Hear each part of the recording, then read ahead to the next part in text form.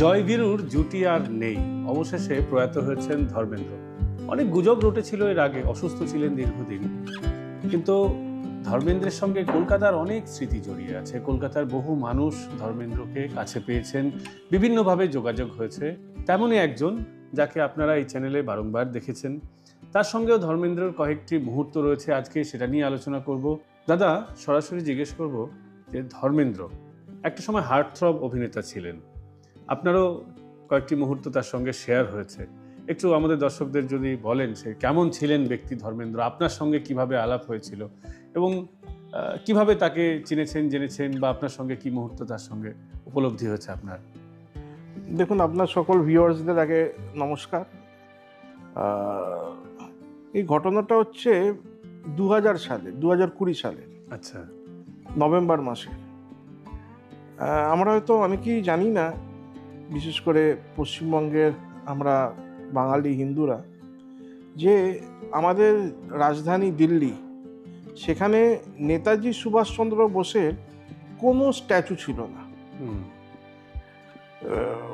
ওপেনে কোনো স্ট্যাচু সেখানে নেতাজির নেই। যে নেতাজি দিল্লি চলো ডাক দিয়েছে, ভারতের স্বাধীনতাতে নেতাজির ভূমিকা সব থেকে বেশি, এবং ভারতের প্রথম প্রধানমন্ত্রী নেতাজি, সেই নেতাজির কোনো স্ট্যাচু আমাদের রাজধানী দিল্লিতে নেই, সেই সময় নেই। তো নেতাজি স্ট্যাচু দিল্লিতে যেতে হয়, বিশেষ করে ইন্ডিয়া গেটে, যেখানে আমাদের ওয়ার মেমোরিয়াল আছে, যে ইন্ডিয়া গেট আছে, সেখানে নেতাজি স্ট্যাচু বসানোর জন্য মেজর জেনারেল জিডি বাক্সিজি অনেক দিন ধরে চেষ্টা করে যাচ্ছিলেন, এবং তার সাথে অনেকেই তাতে যুক্ত ছিল। তো একদিন আমরা আলোচনা করতে করতে হঠাৎ আমি তাদের প্রস্তাব দিই যে আমি একটা সিগনেচার ক্যাম্পেইন লঞ্চ করব। তো সেই সিগনেচার ক্যাম্পেইন change.org আমি করি, এবং সেই ক্যাম্পেইনটা আমরা সোশ্যাল মিডিয়াতে পোস্ট করতে থাকি, এবং এটা আমার ক্যাম্পেইনটা জিডি বক্সিজিও পোস্ট করেন। করতে করতে একটু অল্প 1000, 2000, 3000 করে এগোচ্ছে। করতে করতে হঠাৎ একদিন সেই টুইটে ধর্মেন্দ্রজির একটা কমেন্ট আসে। আমি আশা করবো আপনি যদি দেখাতে পারেন এই টুইটটা, তো কমেন্ট আসে। তারপরে উনি এই ক্যাম্পেইনটা কিসের ওইটা দেখে তারপর টুইটটা করেন, কমেন্ট করেন, এই ইনিশিয়েটিভটাকে উনি সাপোর্ট করলেন। এবং আমি তারপর একটা কল পাই, ফোন কল। তো বুঝতে পারি অন্যদিকে ধর্মেন্দ্রজি আছেন। উনি বললেন এই ইনিশিয়েটিভটাকে আমি সাপোর্ট করছি, জিতে রহো, যা উনি যেরকম ওনার মনের ভেতর থেকে যেরকম কথা বেরোয়, সেভাবে আমাদের উনি আরও উৎসাহিত করলেন, কংগ্রাচুলেট করলেন। বলে আমি এটা আমার সার্কেল কিংবা যারাকে আমি চিনি তাদেরকে ফরওয়ার্ড করছি, আমি চেষ্টা করব অনেক সিগনেচার এখানে কালেক্ট করে দেবার, আর যদি কখনো বম্বে আসা হয় আমার সাথে দেখা করবেন। এটা ছিল ওনার কথা। তারপরে যদিও বা সেই সুযোগ হয়নি, বম্বে গেছি, কিন্তু আমার ফোন চেঞ্জ হওয়ার কারণে নাম্বারটা আমি মিসপ্লেস করেছিলাম, আর খুব শর্ট ট্রিপ ছিল, দেখা করা যায়নি। তো ওনার সাথে এই আমার যা যোগাযোগ। হ্যাঁ, তো উনি নেতাজির প্রচণ্ড বড় এক ভক্ত, উনি সেটা নিজের মুখে আমাকে বলেছেন। ভগৎ সিং, নেতাজি, এবং যারা যারা ভারতের জন্য নিজের জীবন শুধু নয়, নিজের ক্যারিয়ার বলিদান দিয়েছে, নিজেদের ফ্যামিলি লাইফ থেকে তারা সব ত্যাগ করেছে, উনি তাদের হয়ে খুব কথা বলছিলেন আমার সাথে। এবং নেতাজির তো প্রচণ্ড বড় ফ্যান। আর আমাদের জন্য এটা দুর্ভাগ্য যে নেতাজির মতো একজন ফিগার, যে দেশের জন্য এত কিছু করেছে, তার একটা মূর্তি রাজধানী দিল্লিতে ছিল না।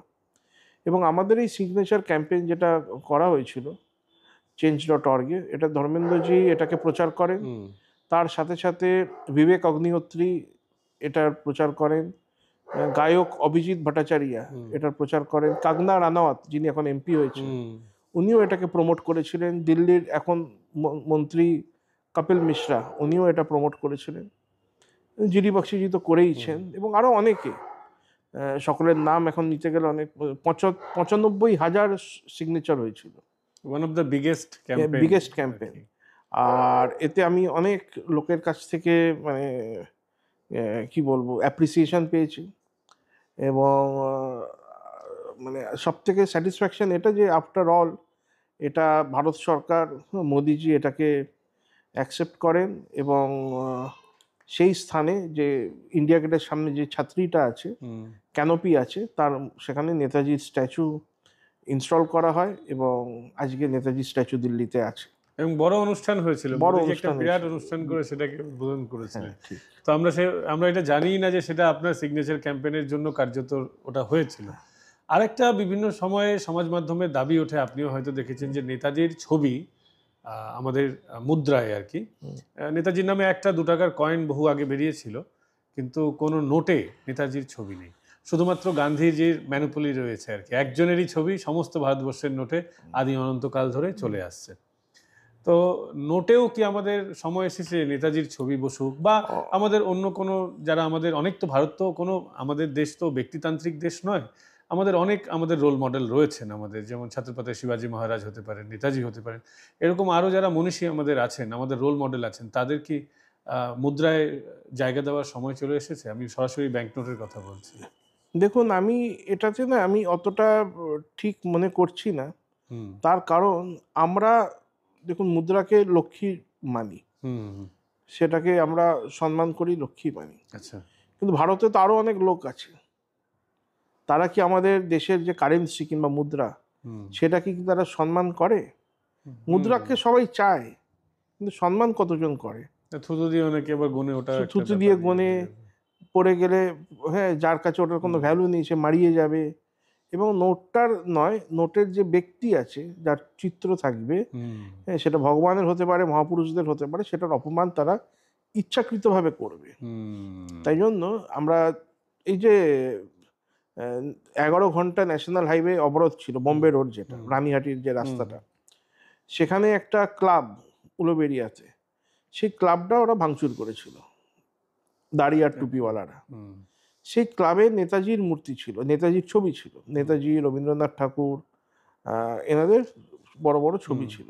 সেই ছবিগুলোকে ভেঙে তার উপরে দাঁড়িয়ে তারা ছবিগুলোর অপমান করেছিল। নোটে যদি ছবি দেওয়া হয় তো এই কাজ হতে পারে।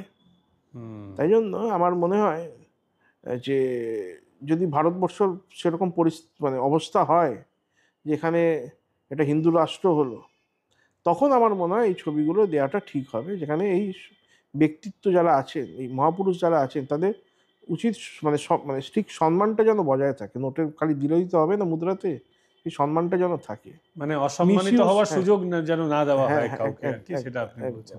আমরা ধর্মেন্দ্রের টপিকে আবার ফিরে আসি। আপনি ওনার সঙ্গে কথা বলেছেন বেশ মানে কিছুটা সময়। আমরা দেখেছি যে সিনেমার যারা অভিনেতা হন তারা একটা ক্যারেক্টার বা রোল প্লে করেন, কিন্তু ব্যক্তি জীবনে সেরকম নাও হতে পারেন। তো ধর্মেন্দ্রজির সঙ্গে কথা বলে আপনার কেমন মনে হচ্ছে? উনি যেভাবে একটা মাচো ওনার লুক ছিল, ভারতবর্ষের প্রথম একজন অভিনেতা যিনি ফিট ছিলেন, তার বডি ছিল। সালমান খান তো অনেক পরে এসেছেন, প্রথম ধর্মজিকেই আমরা দেখেছি। প্লাস ওনার মধ্যে একটা হিরোইক ব্যাপার ছিল, সেটা কি আপনার সঙ্গে যখন কথা বলেছেন তখনও কি ওই ব্যাপারটা অনুভব করতে পেরেছেন? হ্যাঁ দেখুন, আমি মানে কথাটা বোধহয় 2.5-3 মিনিট কি 4 মিনিটের হয়েছে খুব। তো আমি ওনাকে জাস্ট একটা করলাম যে আমি আপনার কিছু পোস্ট ফলো করি, তো আপনি তো এখন কীরকম লাইফ লিড করছেন। তো উনি বললেন যে আমি তো ফার্মে থাকে, তো সবাই জানে যে আমি ভারতের অনেক জায়গাকার লোক আমার ফার্মে কাজ করে। আচ্ছা, ঠিক আছে, ভারতের অনেক জায়গাকার মানুষ আমার ফার্মে কাজ করে, আর এরা সবাই আমার পরিবার মতো। এমনকি পশ্চিমবঙ্গ থেকেও লোক আমার কাছে আছে, ঠিক আছে। তো আমি এদের সকলের সাথে থাকি এখানে, এবং যখন যেরকম খাবার খেতে ইচ্ছা করে তখন সেরকম লোক ওনাকে রান্না করে দেয় আর কি। বাঙালি খাবার খেতে ইচ্ছা করলো, যে বাঙালার যে লোক আছে তাদের ফ্যামিলির হাতে রান্নাটা উনি খাবেন, এরকম একটা ওনার ছিল। তো এবং উনি ফোন করার আগে আমাদের যে অ্যাক্টিভিটি সেগুলো সোশ্যাল মিডিয়াতে দেখেছেন, দেখার পর উনি ফোনটা করেছেন। আর এটা স্পষ্ট বোঝা গেল যে উনি এই যে এক্স, আগে যেটা টুইটার ছিল, ফেসবুক, ইনস্টাগ্রাম, এগুলো সব কিছু উনি খুব ভালো চালাতে জানতেন, এবং ওনার সেই সেন্সটা প্রচণ্ড। যদি বা আমার এটা নিয়ে কথা বলার মানে আমি নিজেই অতটা পারি না, যে কিভাবে এগুলোকে হ্যান্ডেল করতে হয়, কি পোস্ট করলে সেটা ঠিক যাবে, এটা উনি খুব ভালো জানতেন। এটা খুব মানে ন্যাচারালি ওনার মধ্যে আসতো। আর পুরো মানে মন থেকে উনি যা করতেন মন থেকে করতেন। এটাই। মানে ব্ল্যাক অ্যান্ড হোয়াইট যুগের কার্যত অভিনেতা হয়েও তিনি একদম কালারফুল জীবন এবং খুব অ্যাডভান্স জীবন তিনি লিড করেছেন আর কি। রাইট। এছাড়া আপনার কি অন্য কোনো অভিনেতার সঙ্গে কখনো সময় কাটানোর সুযোগ হয়েছে বা কথা বলার সুযোগ হয়েছে? না, সে হয়েছে, সেটা আমি এই এতে এখন বলবো না ঠিক সময়, কেননা আমি যে কাজটা করি হুম, এটার সাথে চট করে অনেকে নিজেকে অ্যাসোসিয়েট করতে চাইবে না হুম, আজকের দিনে এই মুহূর্তে। একটু রিস্কি আছে কাজটা। হ্যাঁ, তাই জন্য আমি তাদের ক্যারিয়ার কিংবা তাদের হুম। প্রোফাইলটাকে কোনোভাবে করতে চাই না আর কি, এক্সপোজ করতে চাই না। তো ধারামজির পর এখন এই বর্তমান সময়ে আপনার কাকে মনে হয় যে তার উত্তরসূরি হিসেবে আপনার ভালো লাগে আর কি? ধরুন আমি এমনিতে, তো আপনি জানেন মানে ধর্মেন্দ্রর যে ছেলে আছে সানি দেওল, তো তার সিনেমা আমি দেখি। গাদার, তারপরে গাদার 2 এসছে হুম, দেখি। আর আচ্ছা, আমি খুব মানে একদম তো দেখতে সময় পাই না সিনেমা কিংবা ওটিটি, তো যা দেখি মানে ওই অল্প স্বল্প দেখি, আর সেরকম ফলো করা হয় না আর কি। একসময় দেখতাম, আমাদের মিঠুনদার সিনেমাও দেখেছি। হুম। আর এটাই মানে সেরকম বিশেষ কিছু না, আমি অত প্রচণ্ড সিনেমা দেখতাম এরকম নয়। আগে খুব দেখতাম, কিন্তু মানে লাস্ট 8-10 বছর একদমই দেখা হয়নি, 10-15 বছর। একদম শেষ প্রশ্ন, ধারামজির ফেভারিট সিনেমা আপনার কোনটা? শোলে, এটা তো সবারই। আনডাউটেডলি শোলে। অসংখ্য ধন্যবাদ দেবদত্ত দা। দর্শক, এই এপিসোডটা আমাদের অন্যান্য দিনের যে রাজনৈতিক কচকচানির আলোচনা তার থেকে একটু অনেকটা রিল্যাক্সিং। এই আলোচনা আপনাদের কেমন লাগলো অবশ্যই কমেন্ট করে জানাবেন। আগামীকাল আবার দেখা হচ্ছে, ভালো থাকবেন।